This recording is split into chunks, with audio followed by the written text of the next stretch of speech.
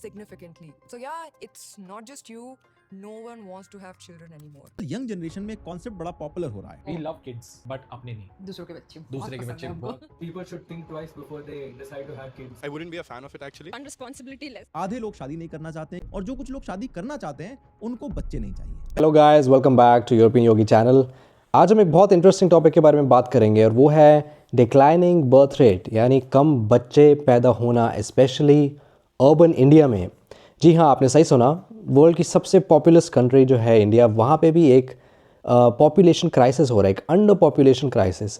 आजकल के young couples जो हैं, एजुकेटेड कपल्स जो हैं, जो सिटीज़ में हैं, जो काम कर रहे हैं, डबल इनकम नो किड्स का लेबल उन पे लगाया जा रहा है, डिंक, कि दोनों जॉब कर रहे हैं लेकिन बच्चे पैदा नहीं कर रहे. तो आज की वीडियो में हम ये एनालिसिस करते हैं कि ये फिनोमेना जो हमने यूरोप में देखा था, वेस्टर्न कंट्रीज़ में देखा था कि लोग वहाँ पे बच्चे पैदा नहीं कर रहे, अपनी लाइफ में ही सेट हैं और ज़्यादा रिस्पॉन्सिबिलिटी नहीं लेना चाहते, ये आज अर्बन इंडिया में कैसे शुरू हो गया.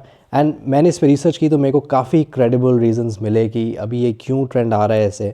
So let's get right into this. Number one reason कि यंग कपल्स अर्बन इंडिया में आजकल बच्चे पैदा नहीं कर रहे या काफ़ी डिले कर रहे हैं, वो है कि उनको पता ही नहीं है कि कैसे करें बच्चे पैदा. तो मतलब कोई बता दें उन्हें, समझा दें, मतलब जस्ट किडिंग. फर्स्ट रीज़न ये है कि ओवरऑल लोग अब आजकल ज़्यादा एजुकेटेड हैं, स्पेशली गर्ल्स को ज़्यादा एजुकेशन दी गई है, पूरी यंग जनरेशन को ज़्यादा एक्सपोजर मिला है. तो इसलिए यंग लोग आज अपनी लाइफ थोड़ा they want to live their life, थोड़ा एंजॉय करना चाहते हैं, दुनिया को देखना चाहते हैं, अपने आप को अपनी पर्सनालिटी ग्रोथ चाहते हैं. वो ये नहीं चाहते कि एक बच्चे को पैदा करके फिर उसी में ही लग जाए, उसी में ही सारी एनर्जी चले जाए. जनरेशन ने अभी अपना पूरा स्ट्रगल जो है कंप्लीट किया है. स्कूल में स्टडी करो, अच्छे मार्क्स लाओ, अच्छी यूनिवर्सिटी में घुसो, वहाँ पे भी अच्छे मार्क्स लाके अच्छी जॉब लो, फिर अच्छा पैकेज लो, फिर सेटल हो, शादी करो. अब जाके वो फाइनली रिलैक्स हुए हैं, उन्होंने शादी की है. Now may be they feel कि अब थोड़ा अब लाइफ एन्जॉय करनी है. अब ये जो डेली हसल बसल है, जो ऑल दिस स्ट्रगल अभी हमें नहीं चाहिए. और अगर बच्चा उन्होंने पैदा कर दिया अभी, तो ये पूरा साइकिल फिर से स्टार्ट हो जाएगा. फिर उनको उस बच्चे के साथ ये पूरा साइकिल जीना पड़ेगा. तो वो अभी एक ब्रेक चाहते हैं सबसे. दूसरा रीज़न ये है cost of living. Urban India में कॉस्ट ऑफ लिविंग बहुत ज़्यादा बढ़ गई है. दिल्ली, मुंबई जैसी बिग सिटीज़ में प्रॉपर्टी कॉस्ट जो हैं रेंट करने के लिए भी बहुत अनअफोर्डेबल हो गई हैं. बहुत लोग अफोर्ड ही नहीं कर सकते, या ख़रीदना बहुत दूर की बात है, रेंट्स भी बहुत ही अनअफोर्डेबल हो गए हैं. सो ये बहुत लोगों के लिए एक चैलेंज है कि अगर उनके लिए कॉस्ट ऑफ लिविंग इतनी हाई है तो वो बच्चों को उनके लिए कैसे प्रोवाइड करें. आज के टाइम बच्चे को पालने पोसने का खर्चा एवरेज 45 लाख क्रॉस कर चुका है. शुरू के 5 साल यानी कि delivery, vaccination, day care, baby essential वगैरह में ही करीब 8 लाख खर्च हो जाते हैं. फिर जैसे जैसे बच्चा बड़ा होता है 50 खर्चे ऐड होते जाते हैं. स्कूल की fees, tuition, laptop, extra curricular, इन सब में एवरेज 17 लाख रुपए खर्च होते हैं. और प्राइवेट स्कूल्स में तो लिटरली एक डे लाइट रॉबरी चल रही है. इनकी फीस वैसे ही लाखों में होती है, ऊपर से हर साल 10-15% फीस बढ़ा दी जाती है. आजकल प्राइवेट स्कूल्स में नर्सरी में उतनी फीस लगती है जितने में मैंने अपनी पूरी स्कूलिंग कंप्लीट कर ली थी. कई कपल्स अब बच्चे करने में ही कतराते हैं क्योंकि वो अफोर्ड नहीं कर सकते. उन्होंने कहा कि हॉस्पिटल बिल्स हो या फिर स्कूल फीस, ऐसे खर्चों को देखकर कई मिडिल क्लास पेरेंट्स बच्चों को एक अनअफोर्डेबल लग्जरी बुलाते हैं. और ये कपल अकेला नहीं हमारे देश में. और सिर्फ लिविंग कॉस्ट भी नहीं है, बट यहाँ पे स्कूल फ़ीस की भी कॉस्ट है, जो हमें पता ही है कि बहुत ही महंगी and expensive English medium schools की का फ़ीस स्ट्रक्चर होता है ना. अगर स्कूल अच्छी उसके लिए दे रहा है, अच्छी फैसिलिटीज़ दे रहा है, अच्छी एजुकेशन दे रहा है, फिर ठीक है. लेकिन बहुत सारे स्कूल्स ऐसे हैं जो बेसिकली पेरेंट्स को एक्सप्लॉइट करते हैं. उन्हें पता है कि पेरेंट्स डेस्परेट हैं, वो बच्चों के लिए कुछ भी करेंगे, उनको अच्छी एजुकेशन के लिए कितने भी पैसे दे देंगे. तो फिर पेरेंट्स सोच रहे हैं कि भाई एक बच्चे के लिए इतना खर्चा हो गया, दूसरे बच्चे के लिए हम कैसे अफोर्ड करेंगे. और लोग तो पहले से ही बच्चे नहीं पैदा करेंगे क्योंकि उनको दिख रहा है कि इतने हाई एक्सपेंसेस आने वाले हैं. नर्सरी में आपको इतनी फ़ीस भरनी पड़ती है, फिर फर्स्ट से 12th ग्रेड तक इतने ज़्यादा और पैसे भरो, और उसके बाद फिर हायर एजुकेशन आएगी. अब आपने अगर स्कूल में इतने अच्छे स्टैंडर्ड ऑफ एजुकेशन दी है तो हायर एजुकेशन में तो कॉम्प्रोमाइज़ नहीं करोगे. वहाँ पे भी आप कोई या तो अच्छी सी प्राइवेट यूनिवर्सिटी में डालोगे इंडिया में या बाहर किसी कंट्री में. यानी थर्ड पॉइंट जो है वो है quality of living. Actually urban cities में क्वालिटी ऑफ लिविंग इंडिया में काफ़ी लो है.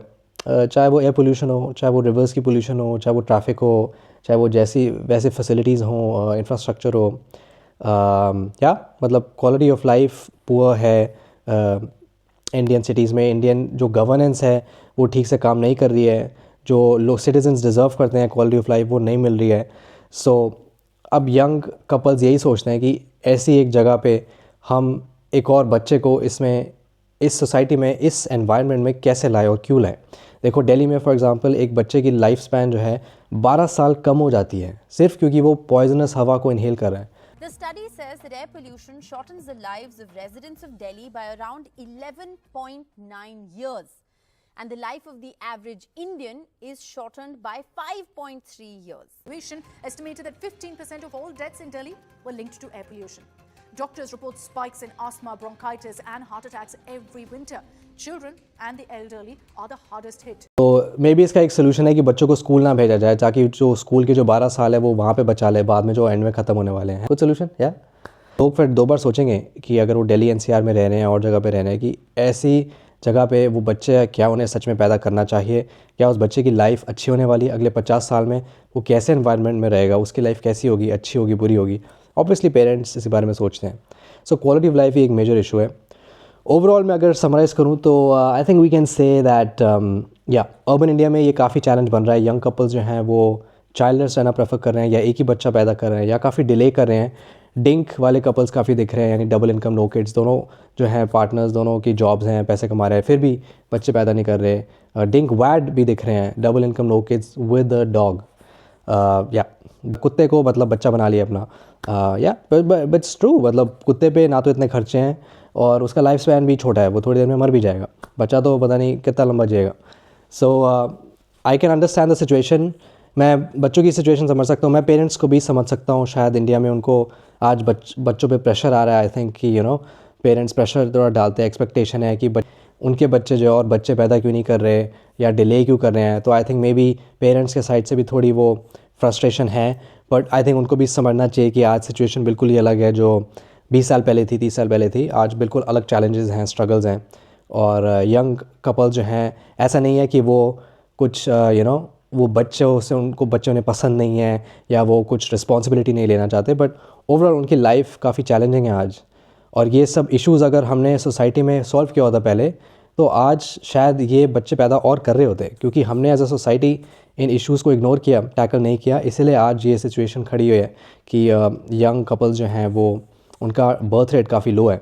सो आई थिंक एक सोसाइटी का इशू है, हम सबको इकट्ठे मिलके इसको we have to see how as a society हम कैसी या अफोर्डेबल सिटीज़ ज़्यादा बनाएं, ये तो गवर्नेंस इशू ज़्यादा है, और क्वालिटी ऑफ लिविंग भी कैसे इंप्रूव करें, जो भी एक गवर्नेंस इशू है एक्चुअली, बट यहाँ पे भी लोग काफ़ी कुछ कर सकते हैं अगर चाहे, काफ़ी इम्पैक्ट उनका हो सकता है। डेमोक्रेसी में हम एंड ऑफ द डे आपका जो कहना आप कह सकते हो, you can raise your voice for anything. अगर आपको लगता है आपका हक आपको नहीं दिया जा रहा, रेवोल्यूशन। या एंड में मैं एक और चीज़ कहना चाहूँगा, आजकल काफ़ी ये भी डिस्कशन होती है इंडिया में कि इस रिलीजन का बर्थ रेट ये है, उसका वो है, ये रिलीजन उससे आगे निकल जाएगा, इसको हमें ओवरटेक नहीं होने देना, हमें उस रिलीजन से ज़्यादा बच्चे पैदा करने हैं। तो मैं इसमें ये कहूँगा कि देखो इस कंपटीशन में बेटर है कि ना घुसें कि दूसरे से हमें ज़्यादा बच्चे पैदा करने हैं। तो बच्चे हो चुके हैं पैदा, आज जी रहे हैं, उनके बारे में हम थोड़ा सोचें, उनकी लाइफ्स को कैसे इम्प्रूव कर सकते हैं, उनकी या उनको कैसे एक अच्छी लाइफ दे सकते हैं, अच्छी सराउंडिंग्स एनवायरनमेंट दे सकते हैं। अपनी एनर्जी उसमें जानी चाहिए कि जो बच्चे पैदा हो चुके हैं उनको उनकी लाइफ हम कैसे इंप्रूव करें, और ये नहीं कि भाई और बच्चे ज़्यादा कौन फ्यूचर में पैदा कर सकता है। This doesn't make any sense. So या दिस इज़ माय रिक्वेस्ट, और या थैंक यू फॉर वॉचिंग।